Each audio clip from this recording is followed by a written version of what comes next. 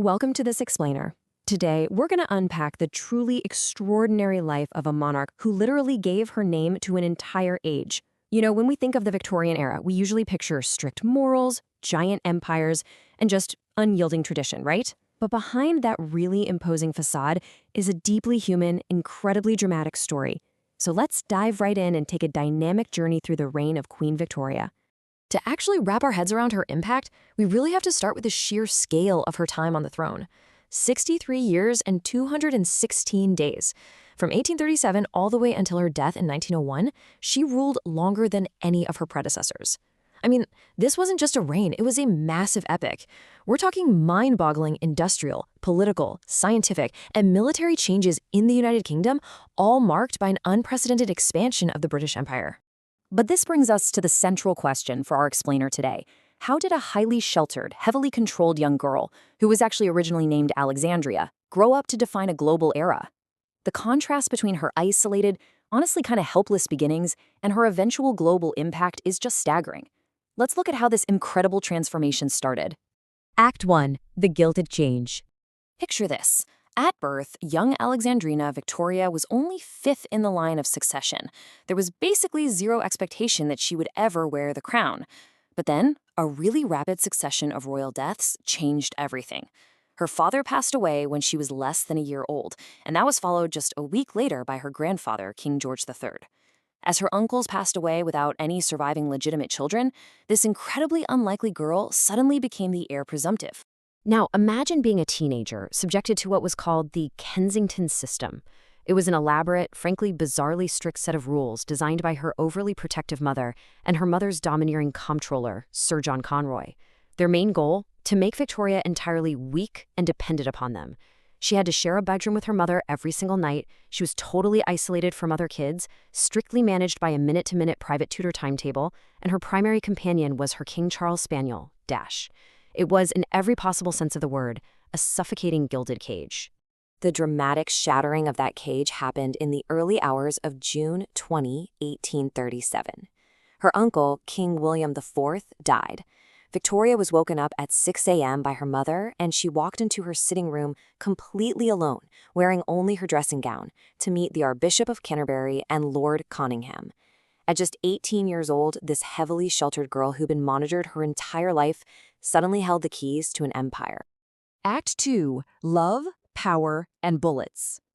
So social convention required the unmarried young queen to live with her mother, which was a prospect she actually called a shocking alternative. Her escape route? Marriage. In 1839, she went ahead and proposed to her maternal first cousin, Prince Albert of Saxe-Coburg and Gotha. Their 1840 wedding was a massive, grand affair, but more importantly, Albert very quickly became her closest companion and political advisor. He replaced former figures like Lord Melbourne to become the absolute dominant influence in her life. If you've ever thought the Victorians were entirely stuffy and repressed, well, her actual diary entry from the night of her wedding completely shatters that stereotype. She wrote, "I never spent such an evening. My dearest, dear Albert was bliss beyond belief." The all caps, the multiple exclamation points, it pierces right through that austere historical image and reveals a woman of intense, almost overwhelming passion. But unfortunately, her newfound happiness was frequently interrupted by some startling violence. She faced a shockingly high frequency of assassination attempts. The timeline is actually wild. Edward Oxford in 1840, John Francis and John William Bean in 1842, William Hamilton in 1849, Robert Pate, who actually walked up and struck her with a cane in 1850, and Roderick MacLean in 1882. It's a rapid-fire history of literal bullets and attacks directed right at the monarch. Edward Oxford, for example, attempted to shoot her while she was riding in a carriage with Albert. But what truly shows her absolute steel happened a couple of years later, in 1842. A man named John Francis aimed a pistol at her, but it didn't fire, and he managed to escape in the chaos. The very next day, Victoria deliberately drove the exact same route. She completely exposed herself as bait just to catch him in the act, and it worked. Francis shot at her again, and undercover police immediately seized him. Her reaction to these constant threats is endlessly fascinating. Years later, following the 1882 attack, she casually remarked that it was worth being shot at to see how much one is loved. Which, is a touch of really dark humor, but it perfectly highlights how these traumatic events actually caused her public popularity to just soar. Every single time she survived an attack, the entire nation rallied around her. Act 3. The Widow of Windsor. Then the bottom falls out. In December 1861, Prince Albert fell terribly ill and was diagnosed with typhoid fever. On the 14th of December, he died. Victoria was utterly crushed by this. Interestingly, she largely blamed his death on the stress caused by the philandering of their son, the Prince of Wales. She entered a profound, devastating state of mourning, adopting black clothing for the rest of her life and pretty much abandoning her public appearances altogether.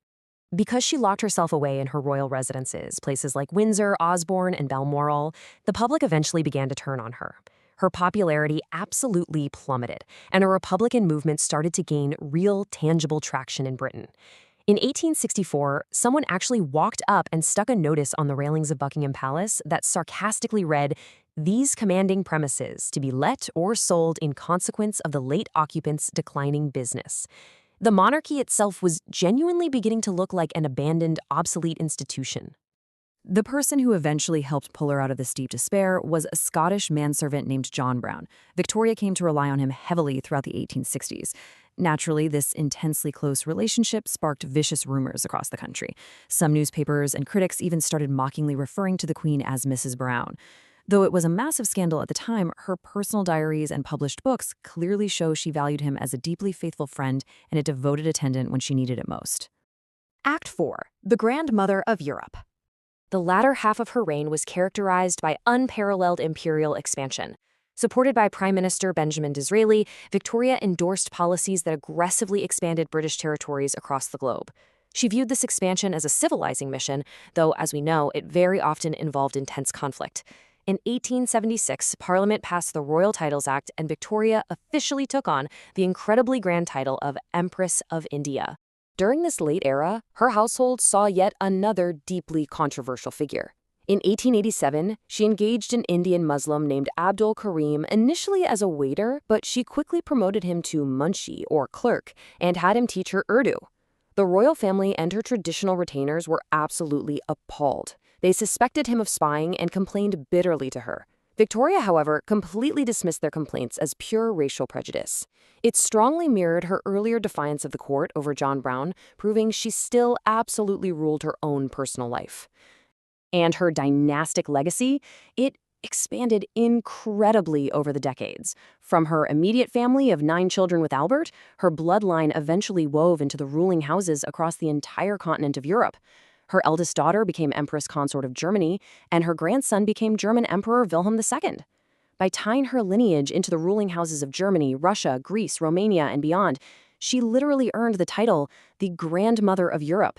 It wasn't just a nickname, it was a geopolitical reality. Eventually, her public image completely recovered. By 1897, she celebrated her Diamond Jubilee, which was basically a grand global festival of the British Empire. She was 78 years old here at the absolute height of her recovered popularity. There was a massive 6-mile procession through London featuring troops from all over the globe. They were met with vast crowds just pouring out affection for a woman who had been on the throne longer than most of them had even been alive. Which brings us to our final thought. How did the deeply personal choices of one sheltered woman end up shaping the modern map of the world? From surviving that suffocating Kensington system, to her intense romance, to her stubborn survival against actual assassins, and her fiercely loyal, controversial friendships, every emotional, deeply human step she took rippled outward to define an empire and an entire era. It's just a staggering legacy from a truly complex monarch. So what part of her transformation surprised you the most? Thanks for joining me on this explainer, and keep questioning the history behind the legends.